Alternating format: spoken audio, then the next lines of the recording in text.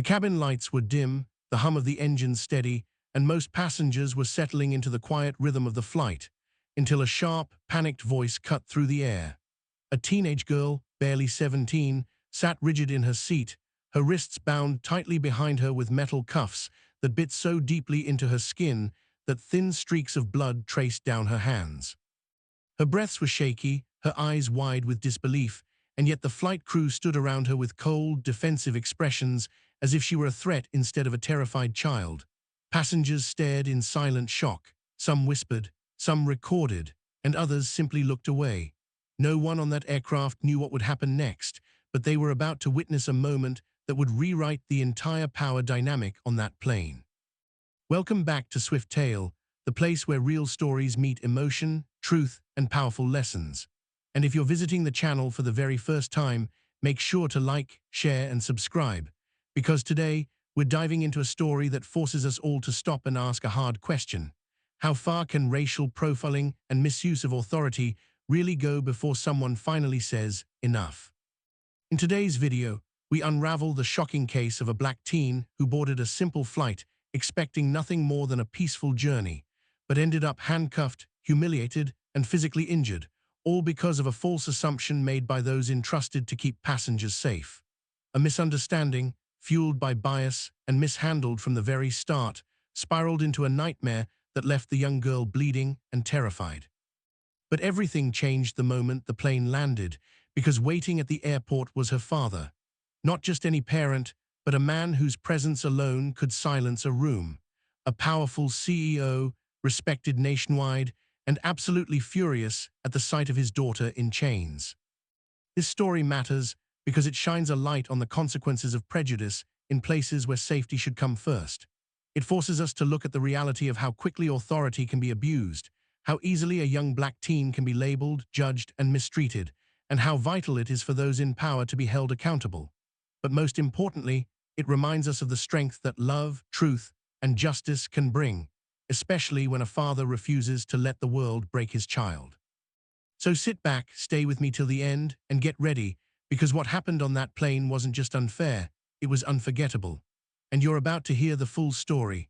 Before the world saw her in handcuffs, before passengers whispered and cameras began recording, she was simply Ariana Brooks, a bright, soft-spoken 17-year-old whose smile could light up a room long before she ever said a word.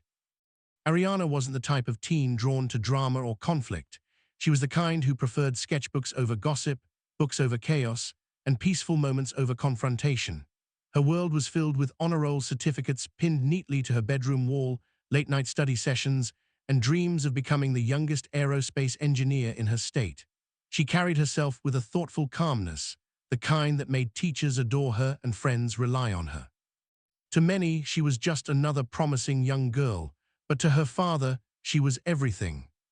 This trip was supposed to be a milestone, her first flight traveling alone. Ariana had been excited for days, planning her outfits, double-checking her luggage, and writing a small checklist inside her notebook with neat bullet points. She wasn't nervous, not yet. She grew up flying often with her father on business trips, but this time felt different. This time she felt proud, independent, ready. Her father had hugged her before she left, holding her shoulders gently as he said, "Call me when you land, sweetheart. I'll be right outside waiting." To her, he was Dad. To the world, he was Derek Brooks, a CEO known for transforming a failing tech company into one of the most influential firms in the country. But despite his power, wealth, and prestige, his favorite job, the one he never stopped taking seriously, was being a father. Ariana walked through the airport carrying not designer bags or expensive accessories, but a simple backpack decorated with enamel pins from places she'd visited with her dad. She wore comfortable clothes, her hair tied in a neat bun, looking like any ordinary high-achieving teen excited for a new experience. But sometimes, ordinary moments turn extraordinary in the most dangerous ways. Sometimes, the world sees innocence and projects suspicion. Sometimes, people look at a child and decide she is something she's not. And that was exactly what happened next. Because while Ariana believed she was stepping onto a routine flight that would carry her safely to her father, the universe had something darker in store. The crew, the passengers, the biases that would soon boil over, all of it was waiting for her the moment she walked down that jet bridge. She had no idea her character would be questioned, her dignity challenged, and her body mishandled. In her mind, she was simply a teen traveling alone for the first time. But in the eyes of the wrong people, influenced by assumptions they didn't even recognize they held, she became a target of unjust suspicion. And it was in this quiet, innocent beginning, this simple introduction to who Ariana was, that the tragedy of what would happen next becomes even more heartbreaking. Ariana found her seat near the middle of the aircraft, sliding her backpack gently beneath the seat in front of her just the way the boarding attendant had instructed. She fastened her seatbelt, took a deep breath, and looked out the window with a soft smile. Everything felt normal, people shuffling into their seats, overhead bins clicking shut, and the low murmur of conversations blending into the steady hum of the air vents. For a moment, Ariana felt proud of herself. She was traveling alone, making her own decisions, handling every step with quiet confidence. But the peace she carried within her didn't last long. Just a few rows ahead, a flight attendant paused while closing an overhead bin. Her eyes drifted toward Ariana with a sharpness that instantly disrupted the calm of the cabin. It wasn't curiosity, it was scrutiny. The kind that lingers a second too long. The kind Ariana had felt before, though she wished she hadn't learned to recognize it. The attendant watched her place a small pouch back into her backpack, her expression tight, suspicious, and unreadable. Ariana felt the gaze but tried to ignore it. She told herself it was nothing, just nerves, just coincidence, but sometimes a single stare is the beginning of a storm. Minutes later, another crew member approached Ariana's row to check seatbelts. She smiled politely at him, offering the kind of friendly warmth her father raised her with, but instead of smiling back. He gave a quick nod and walked off briskly, only to whisper something to the first attendant. Their eyes flicked in her direction again, a second glance, then a third, each one colder than the last. Passengers around Ariana noticed the tension but said nothing. A middle-aged woman sitting beside her gave a polite smile, clearly sensing the discomfort, but afraid to involve herself. Across the aisle, a younger man narrowed his eyes in confusion, wondering why the crew kept circling back to this quiet, respectful teen who hadn't said a single word out of line. But in every crowd, there are those who observe and those who choose silence, and unfortunately, silence often wins. The flight attendants soon walked down the aisle again, this time stopping to check overhead bins far more aggressively than before. One of them tugged on bags, pretending to reorganize items, yet each movement brought her closer and closer to Ariana's row. When she reached the bin above Ariana, she abruptly pulled it open, as if expecting something dangerous to fall out. Nothing did, because there was nothing wrong. Still, her lips tightened with irritation, as though the absence of wrongdoing was itself an inconvenience. Ariana could feel her chest tighten. She replayed every step she'd taken since boarding. Had she done something unusual? Had she acted suspiciously? Had she broken some rule without realizing it? But no matter how much she searched her memory, she came up empty. The only thing she had done was exist, and sometimes, tragically, that was enough for someone's prejudice to take root. As the plane taxied onto the runway, one attendant leaned down to whisper to another, their voices hushed, but their eyes unmistakably locked on Ariana. Whatever story they believed they had created about her had now solidified into suspicion.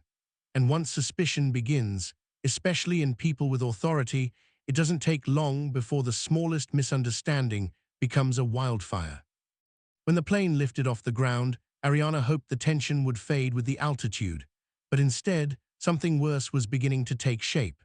The glances, the whispers, the tightening jawlines, all of it signaled a shift she couldn't yet understand. The air around her grew heavier with each passing minute, as though the crew had silently decided she was someone to watch, someone to question, someone to control.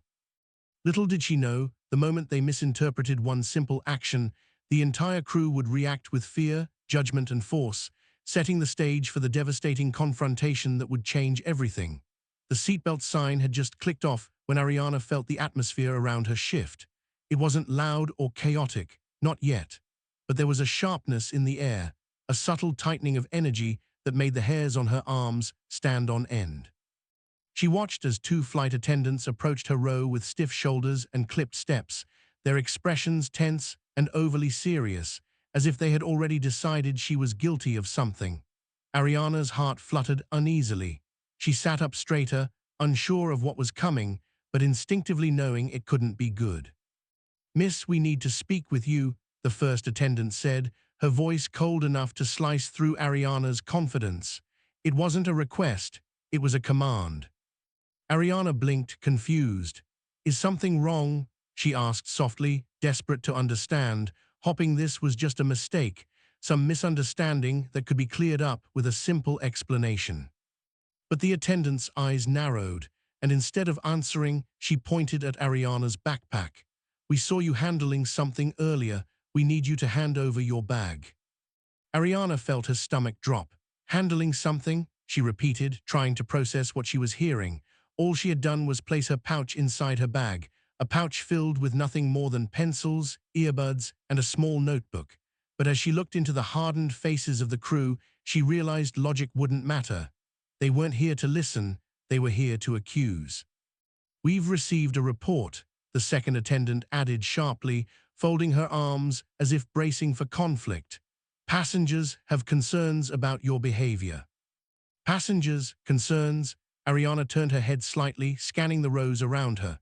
No one seemed concerned. A few passengers looked confused. Others exchanged uncomfortable glances, as if they were watching something that felt wrong but didn't know how to intervene. The woman seated beside Ariana opened her mouth as if to say something, but then slowly closed it, her courage collapsing under the weight of the moment. Ariana swallowed hard. Her voice was barely above a whisper. "I didn't do anything, I promise." The attendants didn't budge. They exchanged a glance, one that carried judgment, not doubt, authority, not fairness. And in that instant, Ariana felt the world closing in on her seat. "We are going to have to ask you to stand," the first attendant said. Ariana's chest tightened. "Why?" she asked, her voice shaking despite her effort to stay calm. "I don't understand." "That's exactly the issue," the attendant snapped. "Your behavior is suspicious, and you're not cooperating." The accusation hit her like a slap. Suspicious, non-cooperative, words that carried dangerous weight, especially when said by people with power. Ariana felt tears prick the corners of her eyes, but she blinked them away as quickly as they formed. She didn't want to cry. She didn't want to give them any more reason to treat her like a threat.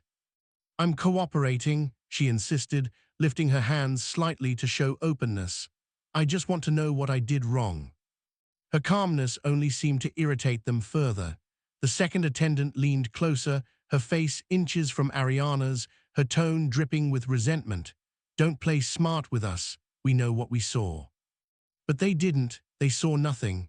They saw a harmless action and projected something darker onto it, something rooted in bias. And now, with every word they spoke, the narrative twisted further out of Ariana's control.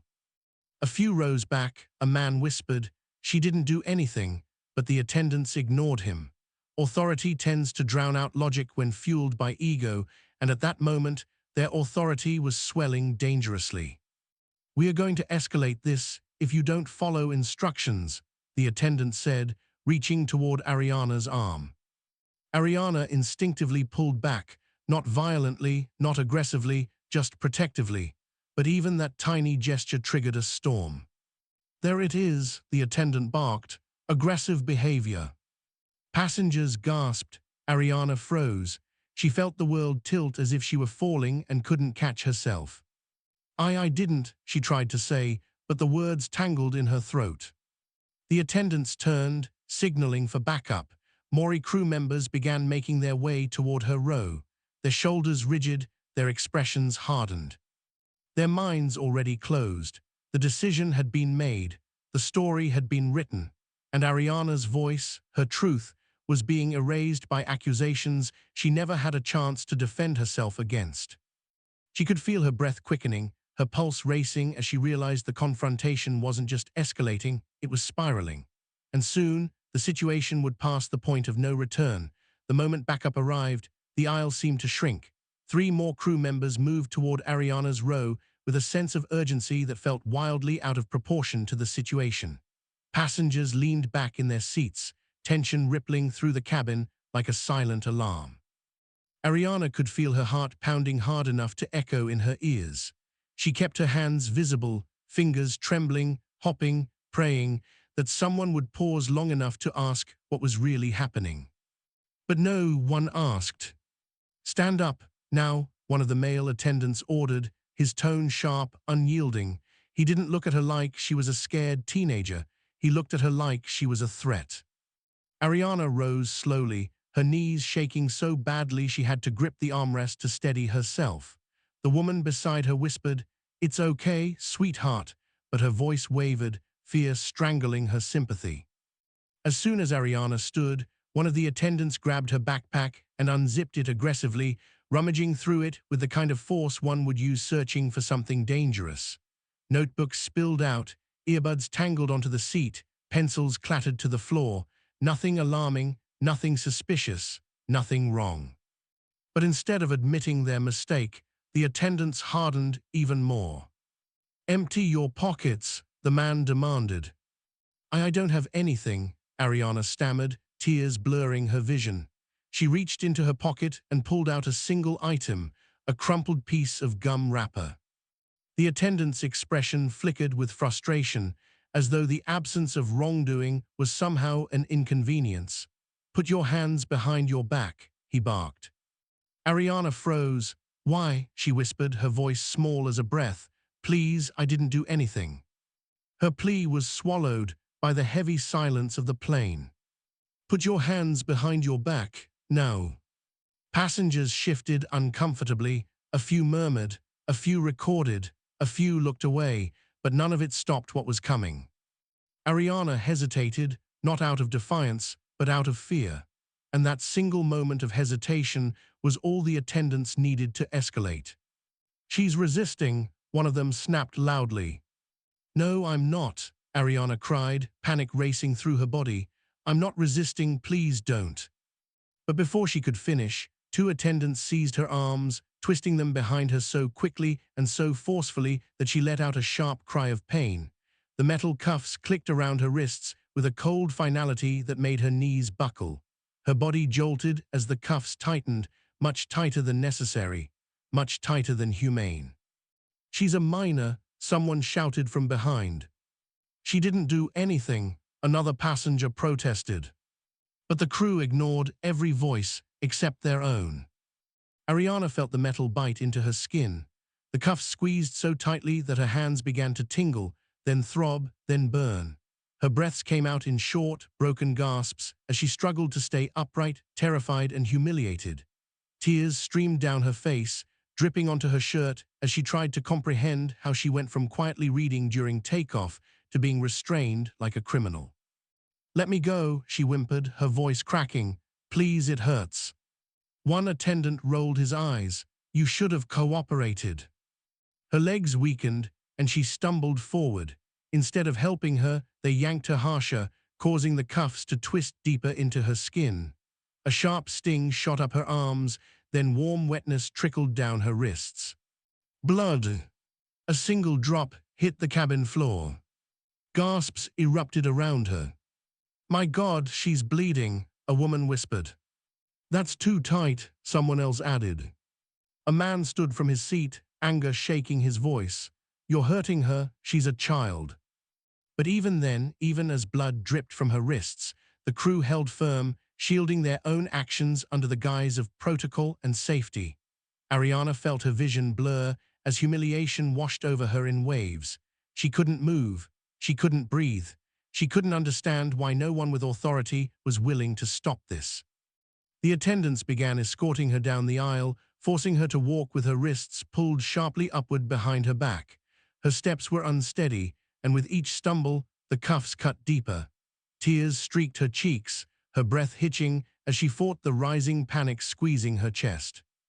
All around her, passengers whispered, recorded, and stared, some horrified, some frozen, some shaking their heads in disbelief, but none of them could undo what had already been done. Ariana's blood left tiny droplets on the carpet as they forced her toward the front of the plane, a trail of injustice marking her path, a path she never should have been on, a path carved not by truth, but by bias. Little did the crew know. Every decision they made in those cruel minutes. Every ounce of force they used, every drop of blood they ignored, would soon come back to confront them in a way they never expected. Because the plane was landing soon, and someone was waiting at the airport. Someone who would not stay silent. By the time the plane began its descent, Ariana's entire body felt numb. The cuffs were still clamped violently around her wrists, digging into the raw, bleeding skin, each pulse of the aircraft's turbulence sending shocks of pain up her arms. She tried to steady her breathing, to remind herself that this nightmare would end once they landed, but the fear inside her only grew. Her cheeks were still wet from tears, and her mind raced with the same desperate question: why is this happening to me? Passengers who had once been quiet now exchanged frantic whispers, guilt creeping across their faces. Every jolt of the aircraft made Ariana flinch, and each flinch made a new wave of murmurs ripple through the cabin. Some passengers clutched their phones, recording everything: the swollen wrists, the trembling legs, the way Ariana's head hung low as she tried to stay strong. The truth was now visible to everyone except the people responsible for it. The flight attendants, however, wore masks of indifference, tight lips, stiff postures, and a chilling lack of remorse. They stood near Ariana like guards, watching her every breath as if she were capable of something dangerous despite being bound and barely able to stand. To them, the landing meant one thing: authority would be waiting, reinforcement, backup for their story, or so they believed. The wheels touched the ground with a heavy thud, and Ariana's heart sank. Relief should have washed over her, but instead, dread filled its place. She didn't know who would meet her at the gate. She didn't know whether she'd be believed. All she knew was that her wrists throbbed with every heartbeat, and every passenger around her knew, without question, that something terribly wrong had taken place. As the plane slowed, one of the crew members pressed a button on the intercom. "Security, please be prepared at the gate," he said firmly. His voice held no hesitation, no guilt. To him, Ariana wasn't a victim. She was a problem he believed he had handled correctly. But the moment he spoke those words, the cabin erupted with whispers. Security, for what? She didn't do anything. They hurt her. They actually hurt her. Someone needs to tell her parents. Ariana squeezed her eyes shut. If only they knew. If only they knew who was waiting for her outside. Because earlier, right after the crew forcibly restrained her, one of the attendants had contacted the number listed under emergency contacts. And the person who answered wasn't a distant relative or a friend. It was her father. Her father, who was already racing toward the airport. Her father, who was known nationwide, respected, feared, admired. Her father, who built a multi-million-dollar empire from the ground up. Her father, who cherished his daughter more than anything else in the world. Her father, who was now coming not with curiosity, but with fire. As the plane approached the gate, tension thickened like fog. Ariana's breath trembled, her eyes red and swollen. The cuffs remained painfully locked behind her back, as if the crew was determined to make the humiliation the first thing her father would see. Passengers began raising their voices now, unable to contain their outrage. "This is wrong. Someone call a supervisor. She's just a kid." But the attendants ignored them, standing straighter as the plane halted. The door clicked open, and a rush of cold, sterile airport air filled the cabin. A group of airport security officers stood waiting just outside. They seemed stern, prepared to take custody of a dangerous individual, someone they assumed matched the report given by the flight crew. But as their eyes fell on Ariana, small, terrified, bleeding, their expressions shifted. Confusion flickered, doubt seeped in. Even they could see something wasn't right. Ariana stumbled as she was guided down the aisle, her legs weak, her wrists leaving faint smudges of red on her clothing. The passengers watched with a mix of horror and helplessness, some calling out to stop the madness, others documenting every second. And then, just beyond the crowd of security officers, a tall figure appeared. A figure whose posture was sharp, whose eyes were blazing, whose presence demanded attention the moment he stepped forward. Derek Brooks. Her father. CEO, leader, protector. His gaze locked on the sight of his daughter, handcuffed, shaking, bleeding. The temperature in the room dropped. The flight crew, standing proudly behind their version of events, suddenly felt the weight of something they had not anticipated. They thought security would be their shield. They had no idea they were about to face a storm much greater than anything they had prepared for. As the truth behind the judge's identity spread through the pharmacy and the surrounding community, the officer found himself under the most intense scrutiny of his career. Internal Affairs launched an immediate inquiry, and while he sat through hours of questioning, Judge Elena Hayes, composed, articulate, and far more gracious than anyone expected, prepared to address the public. Cameras gathered outside the courthouse steps as she stepped forward, not to seek revenge, but to shine a light on the deeper issue the incident represented. She spoke calmly about dignity, accountability, and the dangers of assumptions, turning her personal ordeal into a teachable moment for the entire city. Meanwhile, the officer, once confident and dismissive, felt the weight of his actions pressed down on him in a way he had never experienced before. Every headline, every interview, every social media post painted a picture of a man forced to confront not only the consequences of his behavior, but the biases he never believed he carried. And as the city buzzed with debate, tension, and calls for reform, the officer realized this situation was no longer about a single arrest. It was a moment that could reshape his entire life. In the days that followed, Judge Elena Hayes' story ignited a nationwide conversation, drawing civil rights advocates, legal scholars, and ordinary citizens into a powerful dialogue about justice and perception. Across social media, millions debated the incident, some outraged, others reflective, while major news outlets replayed the footage of the officer's stunned reaction when she revealed her position. But behind the scenes, something deeper was unfolding. The police department, now under pressure from city leaders and the public, initiated mandatory training programs addressing implicit bias and respectful conduct, a move long overdue in the eyes of many. At the same time, Elena received countless messages from people who had faced similar treatment but lacked the voice or platform to defend themselves. She read each message carefully, feeling the weight of their stories as she prepared to use her influence more purposefully than ever. Meanwhile, the officer struggled with isolation as colleagues distanced themselves, unsure how to navigate the controversy. Nights became long and heavy as he replayed the incident in his mind, realizing how a moment he once considered routine had ripple effects far beyond his imagination. The incident was no longer confined to the walls of that pharmacy. It had transformed into a catalyst for change.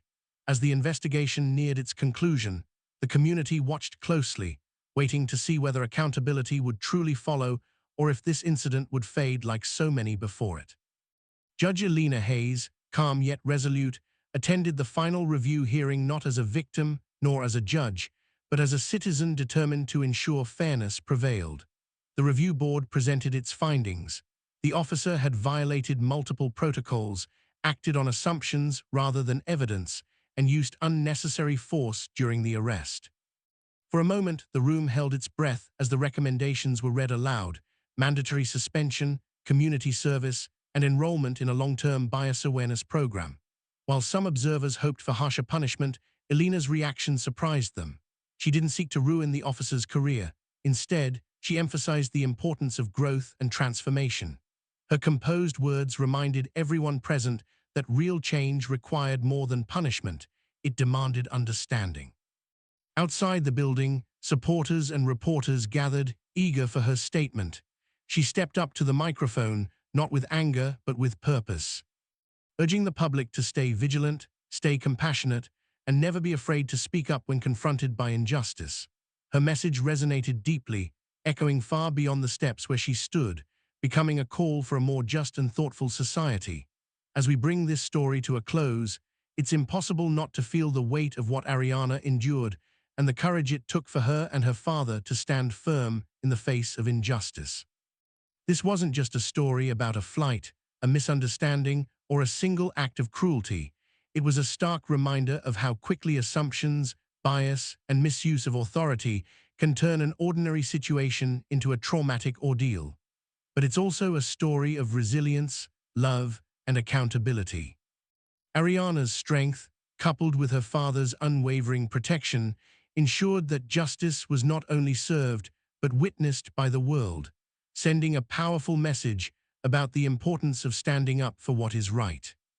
At Swifttail, we believe stories like this matter because they challenge us to reflect on our own actions, biases, and the way we respond when we see injustice.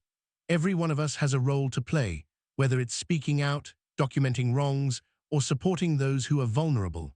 Ariana's experience could have happened to anyone, anywhere, which is why raising awareness is so vital. If this story impacted you, let it be more than a story you watched. Let it inspire action.